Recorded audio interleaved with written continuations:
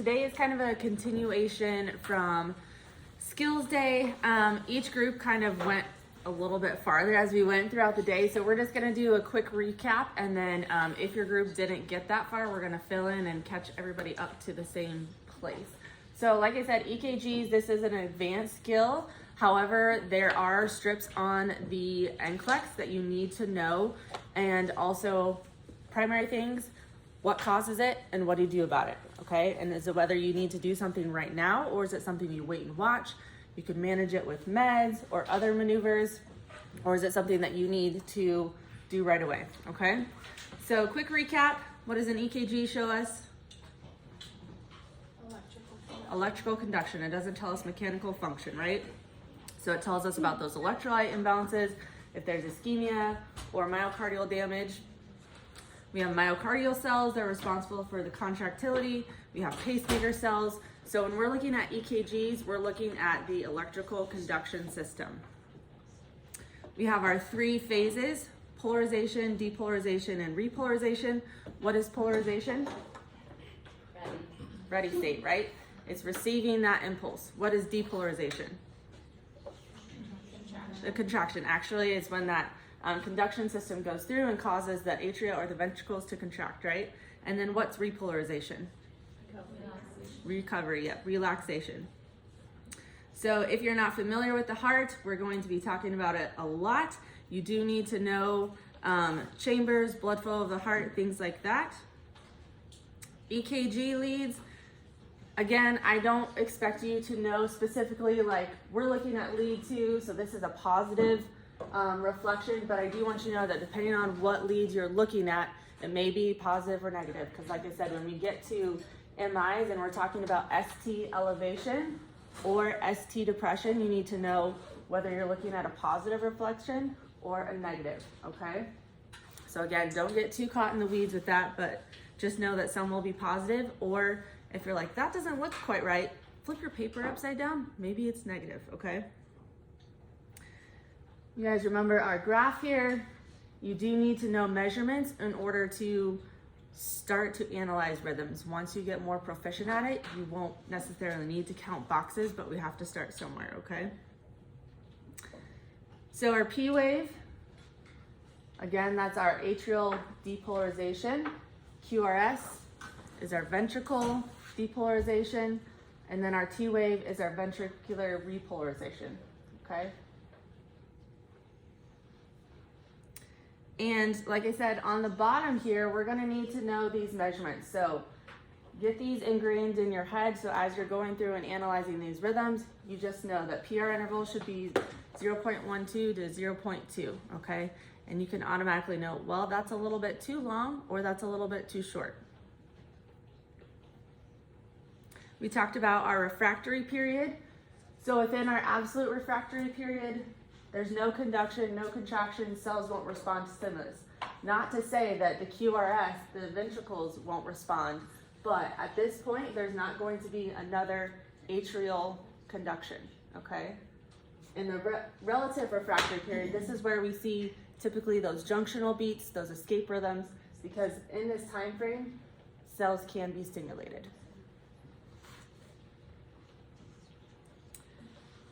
Step by step, I put on there a cheat sheet for you. I would strongly suggest printing that out and bringing with you to clinical. Today we're gonna work through analyzing some rhythms. There's a packet that I just opened up for you, so we'll work through some of those. Don't worry, you don't have to get it all done today. This is for your benefit and for your practice. And as you're going through those, I want you to think about what's the cause, what's the treatment. Write it down right under that EKG rhythm strip, okay? So we're measuring, again, with consistency. Is it regular or irregular? How do we know if it's regular? They're equally spaced, right? Either the P waves are equally spaced or the QRS waves are equally spaced, or the R to R interval. Calculate the rate. We're counting the QRS complexes in 6 seconds times 10. I think somebody brought up on the soft chalk, they're like, I didn't get the same rate. Well, do you have a 6-second strip, okay? Sometimes it might be longer or shorter, so you need to make sure you're working with a 6-second strip. Then we're gonna evaluate the P wave. Are they present? Do they look normal? Is there one before every QRS? Then we're gonna measure the PR interval. Is it constant? We're looking at the QRS, same thing. Do they all look the same? Is it regular, consistent? Looking at the T wave, same thing. We're measuring it and then measuring the intervals. Everyone clear with that? All right, we're gonna switch over into our dysrhythmias.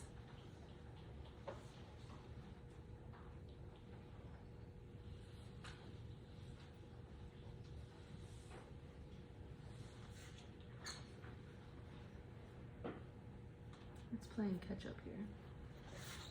I'm like 3 slides ahead of where it's at, so there we go. Okay. All right, so our normal sinus rhythm today, we're gonna look more along the lines of here and kind of what it looks like comparatively. So this is your basic standard normal sinus rhythm. Our QRS is in normal range. PR interval is 0.12 to 0.20, and our QT interval is here. Again, when you're taking the exam or looking at measurements, I'm going to accept a range, okay? So if you say the PR interval is 0.08, that might be outside of normal, right? So I'm probably not going to accept that. If you're 0.10, probably relatively close. Sometimes it's hard to see on these strips, but don't get too caught up in, well, she's not going to accept it if I put 0.1. There we go. Okay, so causes of normal sinus rhythm. What is it? What is it? Being healthy, right? Yep. So we're going to continue to monitor and make sure our hemodynamics are stable. Sinus bradycardia. What are the causes? Medications, specifically which ones? Beta blockers. What else? Calcium channel blockers. Yep. Healthy, you might have a slow heart rate. What do we need to do about it? Nothing unless you're symptomatic. Yes. So I'm sleeping, my heart rate's 34. I don't necessarily need treatment, right? Unless I'm symptomatic, which, what are we looking for? Inappropriate perfusion. Which looks like what? Give me assessment. Pale. Cool, clammy. Fatigue. Shortness of breath. Yep. So occasionally we will need to do some pacing with them if their heart rate's in the 30s, right? And they're not bumping up with any other maneuvers. So we may need to put them on a temporary pacemaker. We may need to give them dopamine, epinephrine, increase that cardiac output, right? Because that heart is probably not working as efficiently as we want it to be. We're also going to assess their blood pressure, their pulse. Are they lightheaded or dizzy? Always looking at hemodynamically stable with these patients. Sinus tachycardia. What's the cause? Pain. Stimulants, right? Stress. Yep. What do we want to do about it? Reduce the heart rate. Reduce the heart rate. How? Treat the cause if you can. So if they've got a fever, we're going to treat the fever, right? If they're in pain, we're going to treat the pain. What else can we do? They don't have a fever, they're not in pain. Vasovagal maneuvers, yep. Beta blockers, calcium channel blockers. If they are unstable, we may need to cardiovert them, right? May need some oxygen. Again, monitoring for symptoms, hypotension, dizziness, shortness of breath. What do they look like? All right, so I'm going to give you a little time right now to open up your packet on Brightspace and chat with your partner. I want you to work through a couple rhythms and that first section. And see if you can analyze those rhythms.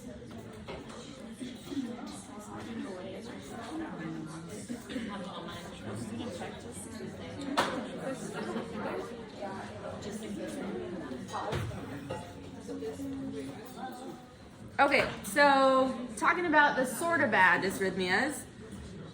With these, we may need to do something right away, or we may not. We may monitor, or we may provide a few interventions. So atrial fibrillation. With this one, our P waves or QRS intervals, R to R intervals, they're irregular, right? Because the distance between them is not equal throughout. They're not consistent. So we consider this an irregular rhythm. Technically, we don't have a P wave, right? The atria are quivering, so it's just kind of firing. We don't really have a P wave. Our QRS is normal. PR interval is not measurable, and usually there's no T wave. Again, the P waves are trying to, or the atria are trying to contract, but they're just quivering at this point. Okay? So what is the cause of atrial fibrillation? Heart disease, valvular disorders, right? Pulmonary hypertension, heart failure. Again, this is common after heart surgeries. So what do we need to put them on as a prophylactic? Beta blocks. I'm hearing lots of different things. Good. So what is someone who has atrial fibrillation, what are they at risk for? Clotting. So what are we going to put them on? An anticoagulant of some sort, right? Yes. So that could be a few different things. We can also put them on digoxin. This is more of a long-term medication. Okay. What are the things we need to look at with digoxin? Heart rate. Heart rate, Velocity. meaning apical pulse, right? Yeah. We're looking at digoxin toxicity, which is anything above 2.0. And we're looking at their potassium. Why are we concerned about their potassium? They have the same binding site, right? So we're also looking at their potassium, making sure we're not putting them into dig toxicity. Anticoagulants are warfarin, monitoring their vitamin K, their INR, right? Looking at those green leafy vegetables. We can also give them sotalol or amiodarone for their heart rate. We want to take that heart rate down a little bit. And usually this is after we've cardioverted them. What does cardiovert mean? Shock? Synchronize with the QRS. Yeah. So if you come up to me and you're like, I'm gonna shock you, I'm like, oh man, I'm awake, I'm breathing, I'm talking, I don't need a shock. I need cardioverted. So we're gonna hook them up to a Zoll monitor usually, and we're gonna flip it over to cardioversion. So it's gonna measure their rhythm, and at a specific time, it's going to convert them into normal sinus rhythm. Because if we don't synchronize, then we could put them into a fatal rhythm, okay? So overall, we're preventing blood clots, we're monitoring their tolerance, we're monitoring their heart rate or bringing it down. Rate above 100 is considered uncontrolled atrial fibrillation. What was the other medication besides, you said amiodarone and sol? Sotalol, SOTALOL. Make sure you sedate them, Yes. because it hurts if they're awake. What cardioversion? Yeah. Yeah, so we usually give a little Versed or a little Advil or something just to make them a little calm. It's not fun, it's not comfortable. Yeah, but if their pressures are tanking, we don't take that time. We just stop. A little cardioversion. Does the nurse Together.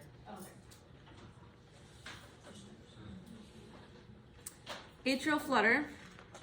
If you know AFib, you probably know A-flutter because they're very much the same. Only difference here is we have flutter waves. So it's that sawtooth pattern. Treatment's the same, slow the rate down. Beta blockers, calcium channel blockers, cardiovert them if needed. Amiodarone ablations. So we can go in and cauterize part of the heart that's setting that impulse to slow those atria down.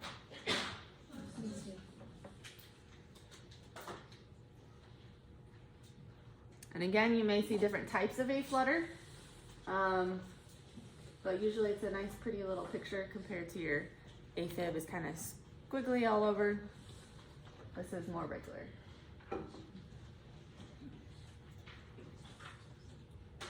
All right, go ahead and work on section 2 of your packets and find those atrial rhythms.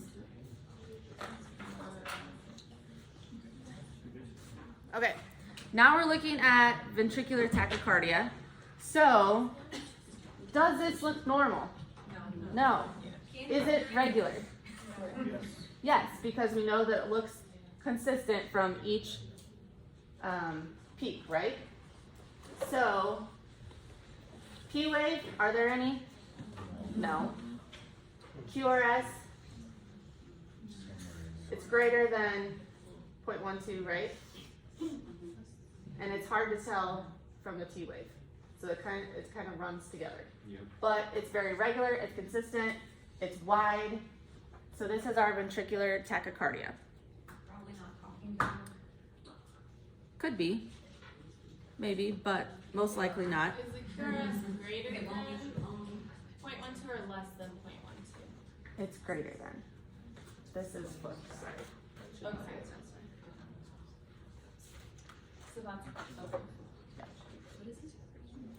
So what are the causes of ventricular tachycardia? MI, what else? Decreased potassium? Yes. So what are we going to do about it?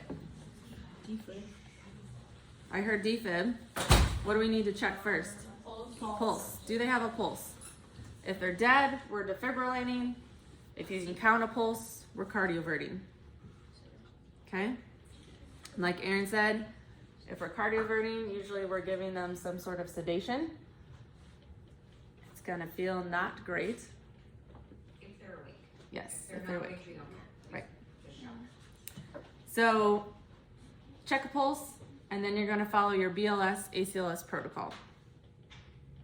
So if they're dead, we're defibrillating, shocking them, giving CPR, epinephrine, amiodarone, okay? Torsades, this is kind of like ventricular tachycardia, but it's not as pretty, right? It's kind of a little bit more chaotic.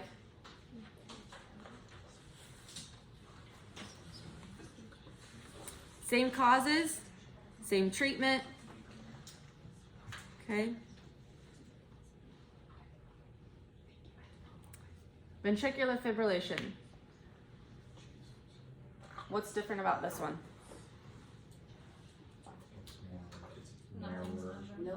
Yeah, nothing's measurable. It's just random, chaotic, squiggly lines. My toddler just took a pencil and drew a bunch of lines. So, causes? VTAC could go into VFib, yep, untreated VTAC. Yep. Drug toxicity. Treatment? Shock them. Yep. And then we're gonna do our drugs, epinephrine, amiodarone, defibrillate, CPR, continue, this is your code, okay? We're gonna treat the causes or suspected or known. So when we're running a code, this is where the history comes into play, or kind of what happens before this person went into this rhythm. If we can identify that, then we will try and treat that cause. Aaron Shirt. Asystole. Nothing's measurable. No pulse. Can you get that out? Can you get those- Is that on the test? No. Get away from Grey's Anatomy. That's all. Yes. This, actually, I liked your question. This may be on the test, so. Because believe it or not, when you watch shows on TV, what do you see on the screen? They show them flatline and then they shock them. That is totally incorrect, right? All right, so we're doing CPR, then we're giving epinephrine, then we're analyzing, seeing if we get a rhythm back, then if we have something, then we can shock them. But they're asystole, we're not shocking. Okay? Shocking is a reboot. Like it's not like we're putting electricity into the heart to like recharge it, it's a reboot. Yep. So you're rebooting it so that the cardiac rhythm can start itself again. So we do CPR first, and then if we get a pulse, then we shock. Then if we get a pulse, we want to see what the rhythm is first, right? If it's a shockable rhythm, So right? CPR, Epinephrine, and then with the rhythm, and then cardioversion. hmm And if there's no rhythm at all, after If there's no rhythm, we're still doing CPR. keep Yep. We're just pumping. Yeah. Basically, you give medication, right? Yes. Yes. Because we're trying to jumpstart that heart again. And how often does that work? That's ACLS. We'll talk about that later. You guys don't need to know that for now. You guys, like, so there's advanced cardiac life support training. We're not testing you at that level. Okay, that is when you get a job as an ICU nurse or an ER or Yep. wherever different facilities require it. You will get training specifically on that. So yeah, that's So- opposed to. For example, yeah, when I became an ER nurse, within your first 6 months, that's part of your orientation and training. They have you go through BLS, ACLS training, TNCC, a couple different certifications. Artifact sometimes can look like VFib. Artifact is a little bit more pointy. VFib is a little more curved to it. Kind of how I best describe it. So if you see this on the monitor, go check your patient. Don't automatically assume that they're in VFib, okay? Go look at your patient. Causes, static electricity, maybe they're moving around, leads are in the wrong place. I'm sure at one point you guys will all see this, so. What do? Check your patient, okay? Or fix their leads or whatnot. In fact, any of those rhythms, go check your. Yes, absolutely. Eyes on your patient first. And again, when you're looking at these rhythms, you're not gonna stand there and count boxes, right? You're taking a quick glance and you're like, oh crap. Or you're like, okay, I'm gonna stand here and watch it for a little bit, okay? All right, let's, what time are we at here? We're gonna keep going. I'm gonna, again, post the packet at the end because I wanna make sure we get through this and get to our next topic as well. So, SVT, supraventricular tachycardia. The causes, again, same as VTAC. These are going to be your stimulants, stress-induced heart disease. So for these patients, first we want to try and give them a vagal maneuver or have them convert themselves if they're able to. So having them hold their breath. If that is not possible, I think, Ashton, you got to see this in ER yesterday, right? So what happens is we get respiratory in there. You're the nurse. You have a doctor in there. We have them hook up to a monitor. We're monitoring their CO2. And what we're going to do is give them a rapid push of adenosine. And so it's a rapid push of adenosine followed by a rapid flush, okay? Because we want that adenosine in there as fast as possible to convert their heart rhythm, okay? There's been times where the first adenosine doesn't work, so we're gonna bump it up to the next dose and try it again. Usually the first error is you didn't push fast enough or you forgot to slam your flush, okay? So this is rapid fire, and if that doesn't work, then we cardiovert them, okay? Monitoring signs and symptoms of dizziness, shortness of breath, blood pressure. They feel like crap when you, when they come in and when you cardiovert them either by adenosine or on the Zoll monitor. They feel like they're getting hit by a train. Usually they get this like impending doom, like they just give you that look in their eyes. You're like, I feel like crap. We do want to give them a little bit of sedation if we can. So, okay. Junctional rhythms, we're not gonna get in these too much, but just know that the AV node has taken over as the pacemaker. So the SA node is the primary pacemaker of the heart. The AV node is trying to take over, and so you get these occasional junctional beats, and the P wave is either absent or inverted, okay? So I'm just giving you an example. I'm not going to test you on that, okay? Premature junctional contraction, again, AV node's trying to take over, so you have a little escape beat. It's kind of squished up to the next complex, okay? Premature atrial contraction comes from the atria. Premature ventricular contraction, or PVC, comes from the ventricle.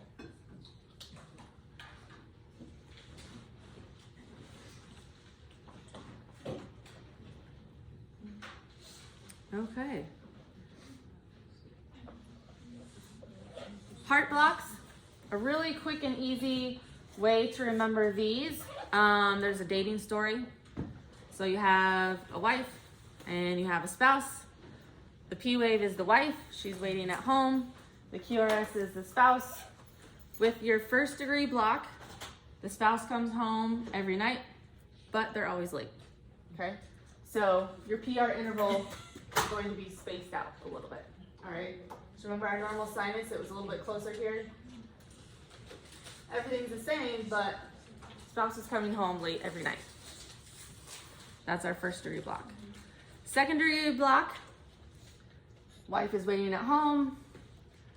Spouse comes home later and later every night until they don't come home at all. So, wife's at home, spouse comes home. Wife's at home, spouse is late. Wife is home, spouse is later. Wife is home, didn't show up. Okay? Longer drop than you have a Wenke Bach, is how you remember that one.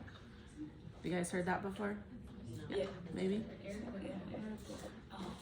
So this is your second degree Wenke Bach. Then we have a second degree Mobitz type 2. And this is when the wife is waiting at home, and sometimes the spouse comes home, and sometimes they don't. They just randomly choose when they come home, but it's always at the same time. Okay? So if you're looking here, these are equal, right? Oh, decided not to come home, decided not to come home. Equal, equal, equal. Okay? Third degree, complete heart block. Basically, these two are no longer in a relationship. The wife comes home whenever they want. The spouse comes home whenever they want. They're on their own schedules. Sometimes their paths may cross. Sometimes they're totally separate. Okay? So if you measure the P waves, they're going to be consistent. That one's buried. If you measure the QRS waves, those are consistent. But they're not together. Does that make sense? Okay? Are those first two symptomatic? They can be. This is just a basic introduction. I'm not going to test you over these. These are just recognize that you may have a patient who has a heart block. Kind of look at those, okay? Okay. So we talked about cardioversion versus defibrillation. So cardioversion, we're shocking at a precise moment, right? We're converting them at a precise moment to convert them to a normal rhythm. Defibrillation, we're giving them a jolt of energy to try and put their heart into a normal rhythm, okay? So, two shockable rhythms, what are they? VFib and VTAC, okay? Pacemakers, why do we need a pacemaker? Their heart's not pumping as efficiently, right? Decreased cardiac output. We want to give that heart some rest, okay? Maybe they have a bundle branch block. Maybe you have cardiomyopathy, heart failure. So we're going to help their heart out. They can be either permanent, implanted, or temporary and external. So your heart patients that come up from surgery, usually they will have an external temporary pacemaker, because if that heart goes into a rhythm and we need to shock them, we have that available, but we also have a pacemaker to help prevent that, okay?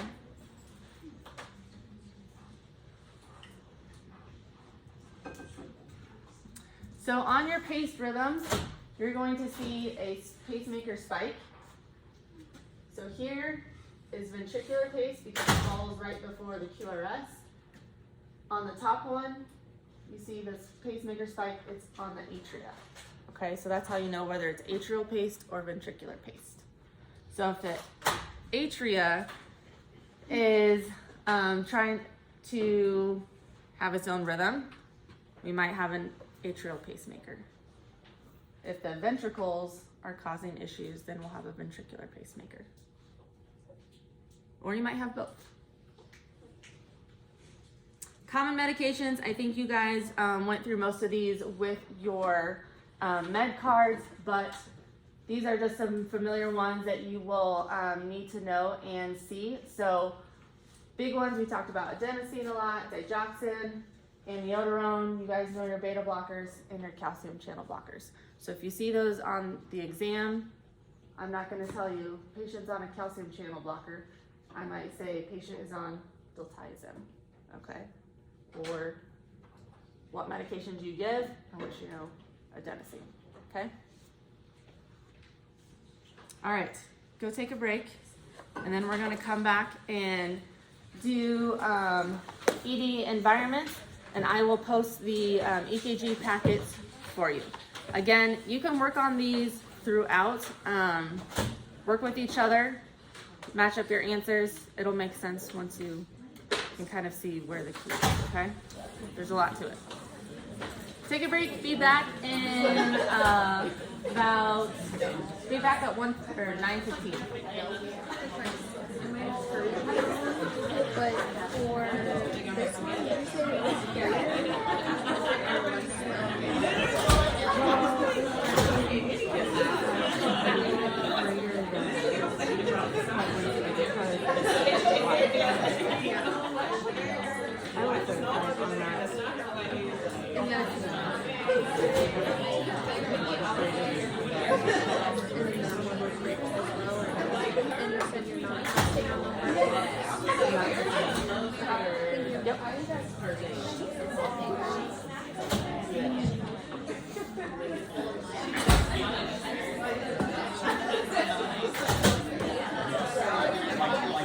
Really know my secret of knowing really defibrillator. They have We'll never forget it. Never forget it. I like that. Morning, how are you? Good. Good. I'll just be chilling in the back. Yeah. So, but others too, if you want to bounce things off me, like Yeah. to include me.